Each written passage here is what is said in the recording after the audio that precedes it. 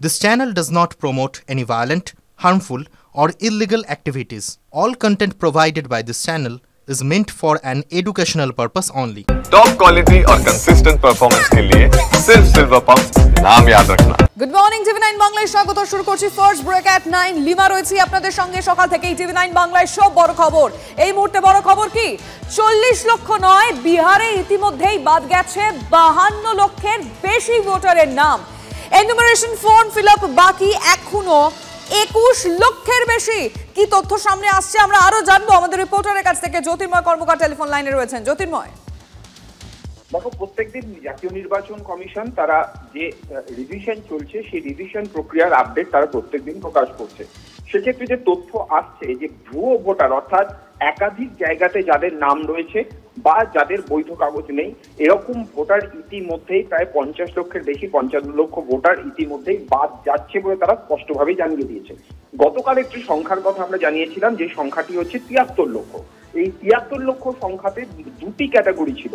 তার মধ্যে ছিল একটি অংশ যে যাদের বাড়িতে বুথ লেভেল অফিসাররা বারবার গিয়ে অর্থাৎ অন্তত 3 বার গিয়ে তাদেরকে বাড়িতে পায়নি, এবং আরেকটি অংশ হচ্ছে যারা এনুমারেশন ফর্ম পেয়েছেন কিন্তু সেই ফর্ম ফিল আপ করে এখনো পর্যন্ত জমা দেননি। জ্যোতির্ময়, তুমি একটু প্লিজ সঙ্গে থাকো। এই মুহূর্তে আমরা জয়প্রকাশ মজুমদার তৃণমূল নেতা আমাদের সঙ্গে রয়েছেন টেলিফোন লাইনে। জয়প্রকাশ বাবু, যে খবরে আমরা নজর রাখছি 40 লক্ষ নয়, ইলেকশন কমিশন বিবৃতি দিয়ে জানিয়ে দিয়েছে ইতিমধ্যে 52 লক্ষের নাম বাদ গেছে, যেখানে সুপ্রিম কোর্টে এখনো মামলা বিচারাধীন। সেখানে এই বিবৃতিকে আপনি কিভাবে দেখবেন?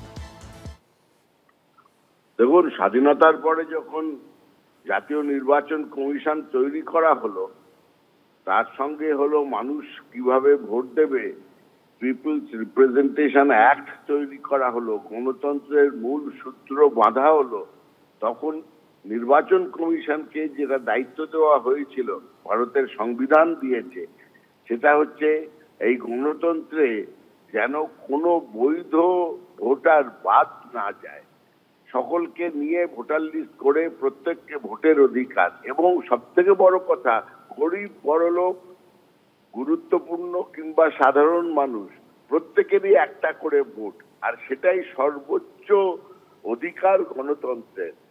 প্রধানমন্ত্রীরও একটা ভোট, একটা গ্রামের কৃষকেরও একটা ভোট। এই নীতি মেনে গত 77 বছর ধরে এই ভারতবর্ষে নির্বাচন হয়ে এসছে। হঠাৎই নির্বাচন কমিশনকে নিজেদের পকেটের একটা সংস্থায় পরিণত করলো এই মোদী সরকার। নির্বাচন কমিশনারদের নির্বাচিত করছে নিজে এবং সঙ্গের অমিত শাহকে নিয়ে, এবং তারপর থেকেই শুরু হলো ভোটার লিস্ট কেলেঙ্কারি। ভোটার লিস্ট থেকে ভোটারদের সংযোজনের বদলে শুধু বাদ দেওয়ার খেলা, যে বিজেপি নয় তাদের বাদ দিতে হবে। এইভাবে মহারাষ্ট্র জিতেছে, এইভাবে বিজেপি দিল্লি জিতেছে, এইভাবে আগে হরিয়ানা জিতেছে, আজকে বিহার তাদের টার্গেট, যে করেই বিহার জিততে হবে, আর তারপরে পশ্চিমবঙ্গ। এক নতুন কেলেঙ্কারি বলা যায়, গণতন্ত্রের কেলেঙ্কারি। ইলেকশন কমিশন যার দায়িত্বে আছে ইলেকশন করানো, সুষ্ঠু এবং অবাধ নির্বাচন, সেই ইলেকশন কমিশনকে তারা দলীয় সংগঠনে তৈরি করেছে, তার প্রতিফলন এই সব কাজে। বুঝতে পারছি জয়প্রকাশ বাবু, আপনার বক্তব্য পরিষ্কার, অনেক ধন্যবাদ আপনাকে। তৃণমূল নেতা ছিলেন, কিন্তু বিজেপি কি মনে করছে সেটাও আমরা জানার চেষ্টা করব। এই মুহূর্তে জগন্নাথ চট্টোপাধ্যায় আমাদের সঙ্গে রয়েছেন টেলিফোন লাইনে। জগন্নাথ বাবু, 40 লক্ষ নয়, 52 লক্ষের নাম বেশি ভোটারের নাম বাদ গেছে, এবং এখনো পর্যন্ত যেটা ইলেকশন কমিশনের তরফ থেকে জানানো হয়েছে যে মৃত এবং যারা স্থানান্তরিত হয়েছে তাদের নাম তালিকায় রয়েছে, কিন্তু ইতিমধ্যে তো সুপ্রিম কোর্টে এই মামলা বিচারাধীন। এবং কিছুক্ষণ আগে তৃণমূলের তরফ থেকে যেটা বলা হচ্ছে যে সম্পূর্ণভাবে এখন বিজেপি দ্বারা পরিচালিত হচ্ছে ইলেকশন কমিশন, তারা যেটা বলছে সেটাই হচ্ছে। দেখুন, 1993 সালের 21শে জুলাই মমতা বন্দ্যোপাধ্যায়ের ধর্মতলা মঞ্চের মূল আহ্বান ছিল সচিত্র পরিচয়পত্র চাই, ভোটার তালিকার সংশোধন চাই। কি করে এই গত 3 দশকে সেই আহ্বান বদলে গিয়ে 2025 সালের 21শে জুলাই মমতা বন্দ্যোপাধ্যায় বললেন ভোটার তালিকা সংশোধন করতে দেব না, ইলেকশন কমিশন ঘেরাও করব। বোঝাই যাচ্ছে হারের ভয় তার মাথায় চেপে বসেছে। বিহারেও তো ভোটার তালিকা সংশোধন হচ্ছে, বিহারে কংগ্রেস, বিহারে আরজেডি এই ভাষায় কথা বলছে। কি আরজেডি রাস্তায় নেমে ভোটার তালিকা সংশোধনের জন্য ইলেকশন কমিশন অফিস ঘেরাও করেছে কি? নাকি না তারাও তাদের ভোটারদের, তাদের সমর্থকদের ভোটার তালিকা সংশোধনের কাজে লাগতে বলেছে। বদ রক্ত, বিশুদ্ধ রক্ত, মানে অশুদ্ধ রক্ত বরাবরই ভোটার তালিকা থেকে বের করে দেওয়ার রীতি রয়েছে। এর আগে অতীতে 13 বার এই ধরনের ইন্টেন্সিভ সামারি রিভিশন ভারতবর্ষের ভোটার তালিকায় হয়েছে। এটি চতুর্থ, মানে 14 বারের বার হচ্ছে। পশ্চিমবঙ্গেও তাই হচ্ছে। এর আগের 13 বার হয়েছে, এবার 14তম বার পশ্চিমবঙ্গে ভোটার তালিকা সংশোধন হবে। বিহারের ধাক্কা পশ্চিমবঙ্গে মমতা বন্দ্যোপাধ্যায়ের গায়ে লাগছে কেন? তো বিহারে হচ্ছে। এবং আপনি সুপ্রিম কোর্টের কথা বললেন, সুপ্রিম কোর্ট তো কোথাও নির্বাচন কমিশনের এই কাজে হস্তক্ষেপ করেনি। তাহলে তো ভারতবর্ষের প্রতিষ্ঠানগুলিই আর থাকে না, সাংবিধানিক প্রতিষ্ঠানগুলি থাকে না।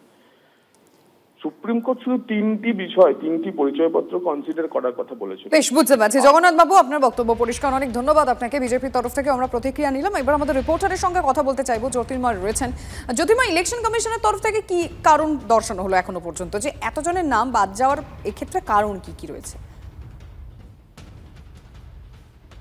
না, সম্ভবত যোগাযোগ বিচ্ছিন্ন হয়েছে। আমরা আরো একবার আপনাদের জানিয়ে রাখতে চাইবো যে ইলেকশন কমিশনের তরফ থেকে জানানো হয়েছে 40 নয় 52 লক্ষের বেশি ভোটারের নাম ইতিমধ্যেই বাদ গেছে।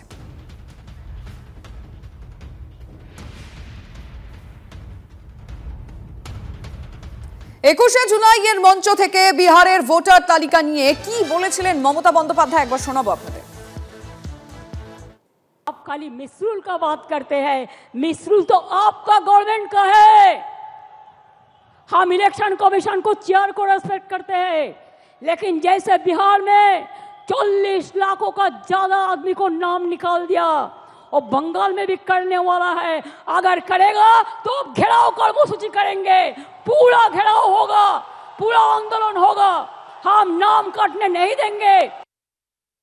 তবে ফর্ম জমা হয়েছে, সেই ফর্মগুলো পরীক্ষা হবে, তারপর রিপোর্ট বার করবে। মুখ্যমন্ত্রী বলেছেন 40 লক্ষ, বলেননি 46 লক্ষ, আর তুমি 76 লক্ষ বলছো।